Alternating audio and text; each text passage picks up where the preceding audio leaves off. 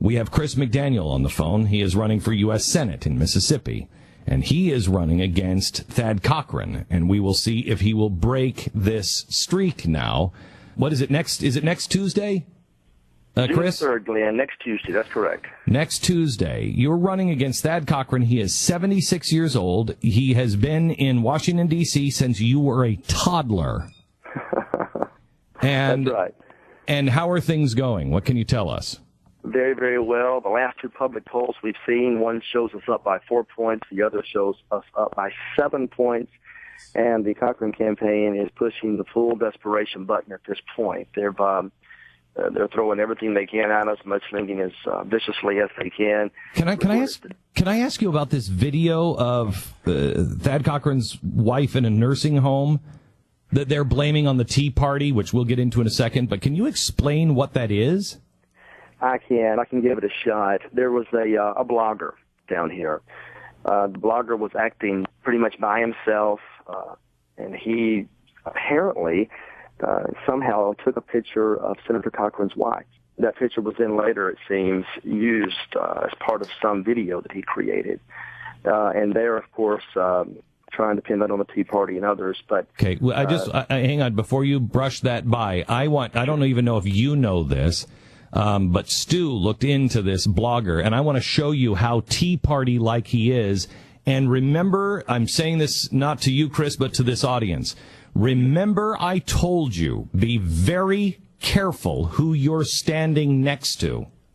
Tell me a little bit about this, quote, Tea Party person. Well, when I was looking at his website, he had posted articles about how you, Glenn Beck, are apparently in the CIA and are heavily involved in the Council on Foreign Relations and have been hiring people. The Blaze is a big CIA front, which I didn't know of. Being an employee, I'm concerned. You're not a member of the CIA, so I think I am in on it. Kill you afterwards. Oh, okay, good. But you and S.E. Cupp and Buck Sexton and Dana Lash are all involved in this big conspiracy. This is not a Tea Party group. This is a nutjob conspiracy theorist that has nothing to do with the Tea Party or the McDaniel campaign in any way. Everything to do with the usual suspect that's not going to be named that everybody knows.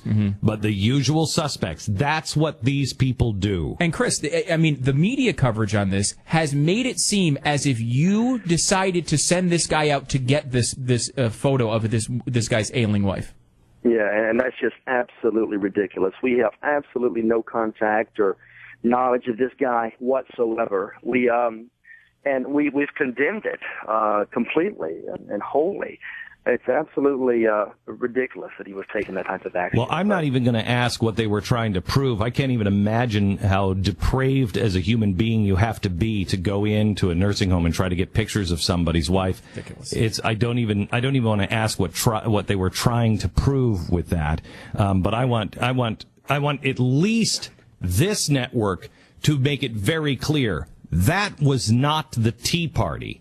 But the mainstream media will make it look like the Tea Party. I warn you, get away from the Malcolm X voices of this movement. I warn you, get away from them. Okay, so Chris, Yes. Let me come back to now what you're facing. Cochran is one of these huge establishment guys. He has voted to confirm John Kerry, Chuck Hagel. I mean, how much more conservative do you need a man to be? Well, that's just it. He has a terrible record. Even the American Conservative Union gave him a D- during the Obama presidency and basically ranked him dead last among Republican senators. That is, being the most liberal Republican senator during the Obama presidency. And I tell you, Glenn, if you can't take a stand against Barack Obama, that is truly unfortunate. And yet no one in the state can name a single fight that Thad Cochran has led against Barack Obama. So his record is filled with liberal votes. He's a big spender. He's raised our taxes, if you can imagine it. And that's one of the reasons his campaign, they want to talk about everything else in the world but the issues that matter. They want to talk about anything they can imagine, any conspiracy they can imagine, anything but his record, because when they talk about his record, they're losing. Okay, the polls show that you are ahead, but it is still very tight. and the machinery of the GOP is out in full force. How do you feel about what you're feeling on the ground for Tuesday's election? Oh, we absolutely love it. Now, it's going to be June the 3rd, so we've got a little time left. But June the 3rd, so it's not next. Where we are. It's a week from Tuesday. Right, June the 3rd. Okay, good. Yes, and we love it. The energy is incredible. We've literally had thousands of volunteers. They're going door to door. They're making phone calls. And what's happening is the people of this state are waking up, and that's the key. Mississippi is one of the most conservative states in the entire republic. We need a senator that's going to fight as a conservative for Mississippi values. Well, can I ask you this? I mean, the primaries are wrapping up. As soon as the primaries are done, then you're going to have the big push from the GOP, and they're all promising it, that they're going to push for amnesty. Where's Cochran on amnesty? Well, he's been very, he's cast at least one unusual vote in regards to amnesty, but that's the point. He won't take a formal position, it appears, and the Chamber of Commerce is down here backing him, and that's the reason. They know that I've already pledged that I will not, under any circumstances, support amnesty. Senator Cochran will not take that pledge. He has not taken that pledge, and I think that's why the Chamber is supporting it. They need Senator Cochran to push their amnesty agenda. Chris, out of 139 incumbents running in primaries so far, 139 have won. How are you going to buck that trend and be the first to break through against an incumbent? Well, because Mississippians are people of character and people of courage, and we understand that it's time to fight. It's time to take this country back, and we can't do that by reaching across the aisle. We can't do that by compromising. We can't do that by backroom deals. Right now is the time to lead a conservative resurgence, and Mississippi is that fertile ground. Our people are strong. They're self-reliant.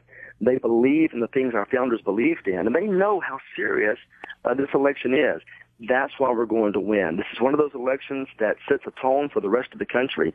If we can unseat a 42-year incumbent, then every one of those men and women will be sent a message that it's time to listen to the people for a change. And they haven't been listening to us, Glenn, in a long, long time. Well, we're going to change that on June the 3rd. I can't tell you how much I pray for you, and I hope that you go in and sweep him out of office and you break this trend. Because we need more people like Rand Paul and Ted Cruz and Mike Lee in the Senate. We need to not only take the Senate, but we also need to have more voices that represent the United States Constitution and, quite honestly, the Judeo-Christian values that we have built this country on, because we have gone totally insane. Chris, can you tell me how you doing on funding or volunteers? Do you need any help on that? Absolutely, Glenn. We always want to help. Mississippi is the state of hospitality. We need your help down here. Come bring volunteers. Come bring money. We would love to have your donations. And you know what, Glenn? I have just the web page. I have just the web page for that. Get out of here. That's newfangled technology, too. Isn't that crazy? Yeah. What is the website? All right, McDaniel2014.com. Just McDaniel2014.com. Okay. I wish you all the luck in the world, and we will talk to you soon. Let us know if we can help. Hey, thanks. Good luck, Chris. I appreciate the prayers, buddy. God bless, Chris. Our last best hope in the primaries. This guy, though, he is winning in all of the polls. He's ahead. So this is just a show up thing. If you show up, you win. I will say I don't know that I've ever seen the media and the establishment come together to try to push a more false storyline against a candidate and out of desperation than what they're trying to do to this guy in the media right now. And what does that say about Chris McDaniel? That he is so squeaky clean. The only thing they can find is something he had nothing to do with. Right. The guy who likes him is out there doing something creepy, and they're blaming it on him. Yeah, this is it. And that's a pretty clean guy. We did not get into this, and I don't even know if he would care to comment on it, but the Cochran campaign, knew about this for weeks and held it, waiting for the time to release it and make everybody, to get the maximum impact on the campaign. They knew that his wife had been photographed in this terrible thing. They didn't turn it over to police or anything for weeks. See, now look at. It's horrific. I'm telling you, please. I might just read some emails that I've been writing back and forth to David Barton in the last few weeks. I might just spend an hour with you and just read some emails, because Last night at 1 o'clock in the morning, we had a few exchanges on, I don't know how this is all going to work. I don't know. But I do know that there is such a thing as good and evil, right and wrong. And the first thing that evil does is blur that line. And evil masquerades. It doesn't destroy. Has evil destroyed the United States? No. Evil is masquerading as the United States of America. That's what it does. It masquerades. It makes you think it is the definition of Saul Alinsky and the progressive movement. It makes you think it's something that it's not. What do you think is happening with the Tea Party? Go ahead. Throw all the stones you want at me. I don't care. Take me out of it. Say, you can call me any name I don't care. But ask yourself, am I following someone? If the answer is yes, that's a mistake. Don't follow any man. Follow the Spirit. And you might want to do a check on which spirit you're following. But you follow the Spirit. The Spirit won't lead you wrong. And if that Spirit is telling you to do things that are underhanded, that are immoral, that are wrong, you're following the wrong guys. If you believe the ends justify the means, then you should read Saul Alinsky, a book, again, dedicated on the dedication page to Lucifer. I don't know how much clearer you got to be. These people who are pushing this hatred, they are no better than the people who are currently in Washington. As Washington said, as he was looking at his troops, and they could kill every member of Congress. It's right after the Revolutionary War, and they haven't been paid, and they've been screwed. They've been screwed by this government and this Congress. And Washington finds out that they are all plotting to go to Pennsylvania, to Philadelphia, from Valley Forge, and kill all members of Congress. And they're justified in their anger. They have every reason to do it. We fought for these bastards, and they sold us out every step of the way. They're part of the problem. Not a lot has changed. Washington found out about it. And Washington went in and he begged them, please don't do it. Please. We did not shake off one tyrant to become tyrants ourselves. That was his argument. You don't shake off tyrants to replace them with another tyrant. We are better than this. This message just came in. If we're lucky, Glenn's going to spend an hour reading his emails back and forth with David Barton. I'm not going anywhere. That's the ultimate tease right there. We could just get an hour of reading emails.